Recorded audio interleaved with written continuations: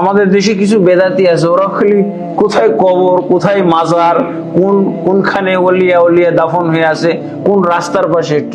একটাও ট্রেনের রাস্তায় পাই না, খালি বাসের রাস্তায় পাই, জমজমাট কোন এলাকায়। হ্যাঁ, লোকে লোকারণ্য এরকম কোন জায়গায় খালি ওলিয়া ওলিয়াদের কবর পায় আর মাজার বানায়। এগুলো টোকাই বেড়ায়। অনেক বেদাতি কবর পূজারী, মাজার পূজারী এগুলো টোকাই বেড়ায়। কোথায় কি আছে উদ্ভট এমনি কিচ্ছা বানায় ফেলে দিয়ে মাজার তৈরি করে।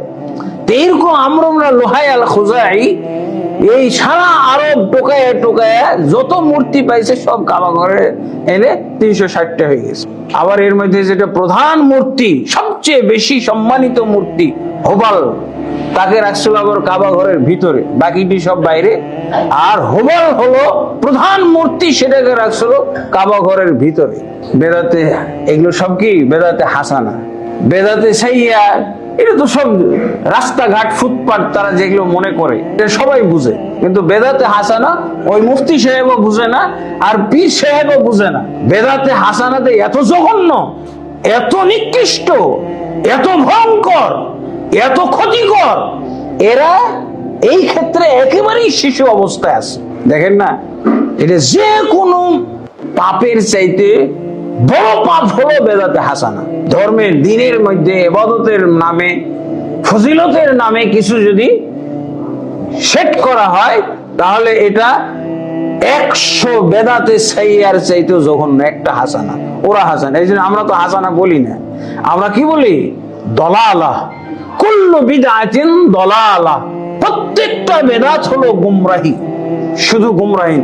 হালকা বেদাত যেটা, সেটা হলো ইসলাম থেকে খারিজ করে।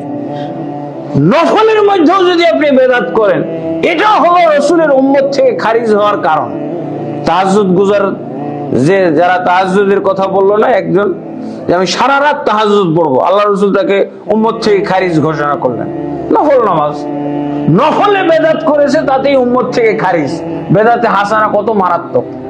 বেদাতে হাসানাটা তাদের দৃষ্টিতে বেদাতে হাসানা, কিন্তু নফলের ক্ষেত্রে যদি এই বেদাতে হাসানা করে, উম্মত থেকে খারিজ। এটা হলো তার নিম্ন পাপ, উম্মত থেকে খারিজ। নফল নামাজ। আর একজন বলছে সারা বছর রোজা রাখবো, সিয়াম পালন করব। রমজান আর অরমজান কোনো পার্থক্য নেই। আল্লাহ রাসূল তাকেও বললেন আমার উম্মত থেকে খারিজ। আর একজন বললে আমি বিবাহই করবো না। কেন বিবাহ করবো না? খালি ইবাদতেই মশগুল থাকবো। ডিস্টার্ব না। বউ থাকলে, হ্যাঁ, শাশুড়ি, শ্বশুর শাশুড়ি থাকলে, শালাশালি থাকলে ডিস্টার্ব না ইবাদতের ক্ষেত্রে। ও বলছে এগুলো বংশ সাপ, আমি বিবাহই করবো না, এই ঝামেলাই থাকবো না, আল্লাহ নিয়েই থাকবো আমি। একেও বললেন তুমি উম্মত থেকে খারিজ। এত পরেজগার লোকের থাকার দরকার নেই, আমার উম্মতে রাখার উপায় নেই। কারণ আমার জন্য যে জান্নাত বরাদ্দ আছে, এই জান্নাত তুমি দাবিদার হবে। যে আল্লাহ এই মুহাম্মদ 1/3 রাত ইবাদত করে যদি এই জান্নাত পায়, তো আমি তো সারা রাত ইবাদত করেছি, আমার জান্নাতটা দেখাও। আমার জান্নাত তো মুহাম্মদের চাইতে ভালো হওয়ার কথা, সেটা কই? আল্লাহ রাসূল এই জন্য পথ পরিষ্কার, তুই বাদ, তুই এই দুনিয়াতেই খারিজ, আমার সাথে ঝগড়া করতে আসিস না। ঝগড়া না, যে সারা রাত তাহাজ্জুদ পড়বে, আর মুহাম্মদ সাল্লাল্লাহু আলাইহি ওয়াসাল্লাম 1/3 তাহাজ্জুদ পড়ছে, কার ইবাদত বেশি?